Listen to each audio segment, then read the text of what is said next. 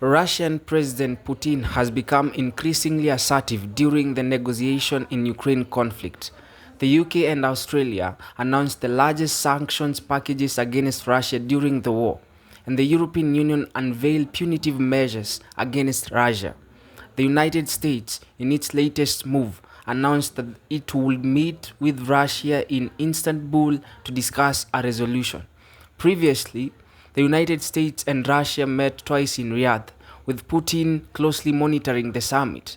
Now, in this critical period, when the war has reached a pivotal phase, a strong reaction against Putin, as well as the West, has shifted the entire focus. Canada, where the United States has imposed tariffs, has mobilized for sanctions against Russia. Vladimir Putin, a lying, murderous dictator. The European Union, Australia, and the UK have expanded their sanctions against Russia. The Ottawan government targeted Putin's closest associates in its sanctions activity.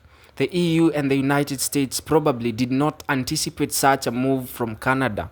Canada is attempting to pressure Putin with new sanctions against Russia at this strategic and critical moment of the war, aiming to ensure that the Kremlin does not emerge from the peace negotiation with the upper hand. But first, please don't forget to subscribe to our channel and turn on notifications and give us a like to stay informed about our content. This is completely free of charge. Let's return to our main topic.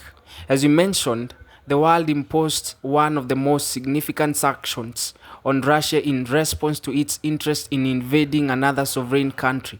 If Putin thinks it is in his interest to invade another sovereign country, we have to demonstrate to him that it is not in his interest, that he will not come through this better or stronger. The restrictions encompass more than individuals and companies, as well as over 100 tankers of Russian Federation's fleet built in 1978, which are subject to the restrictions.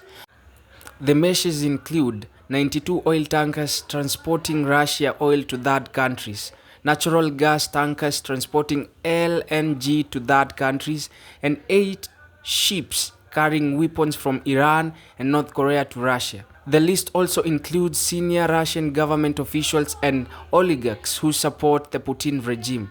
Canada has sanctioned more than 3,000 Russian citizens and companies that violated Ukraine's sovereignty and territorial integrity and engaged in systematic human rights abuses. However, as we mentioned at the beginning of the video, the most striking element of Canada's sanctions is that these restrictions targeted those closest to Putin.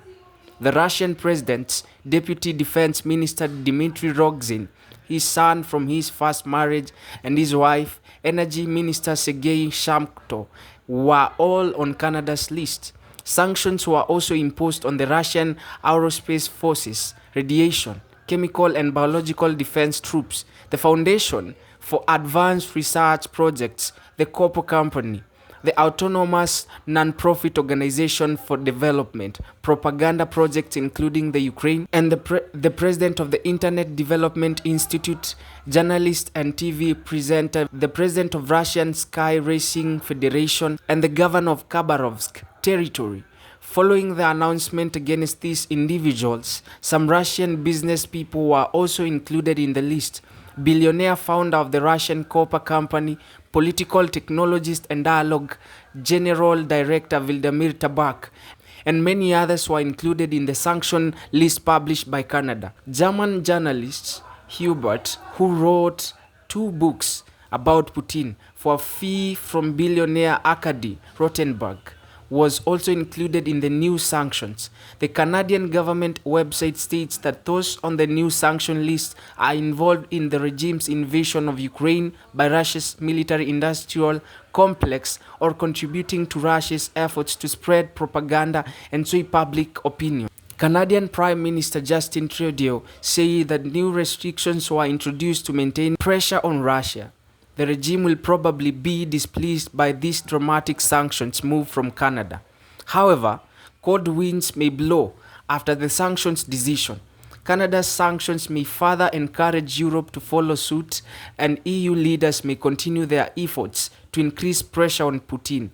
In particular, targeting Putin during the process of the war between Ukraine and Russia could weaken the Kremlin's position in negotiations. This because the Kremlin is likely to demand a softening of the sanctions during that process. However, they may have to make concession to ease the EU and Canadian sanctions. This will reduce the advantages that Putin seeks from the United States and the European Union in scenario where the war is going to be negotiated.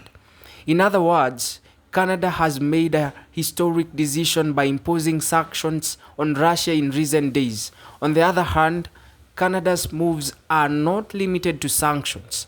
Prime Minister Justin Trudeau recently met with European leaders in Kiev to commemorate the third anniversary of Russia's full-scale invasion in Ukraine. He did not rule out the possibility of sending Canadian troops to Ukraine as part of a possible ceasefire agreement. At a press conference with other leaders, Trudeau was asked about the possibility of Canadian troops on the ground and said he would work on the issue with neighbors and alliances partners. Asked to expand on his comment about troops, Trudeau said his first priority was to establish a ceasefire and create the condition for a lasting peace. Trudeau added that any deployment of Canadian troops is something that should be taken very, very seriously. He also mentioned that Ottawa will play a role in countering the forces of chaos that Russia President Putin is trying to unleash on the world and under all democracies.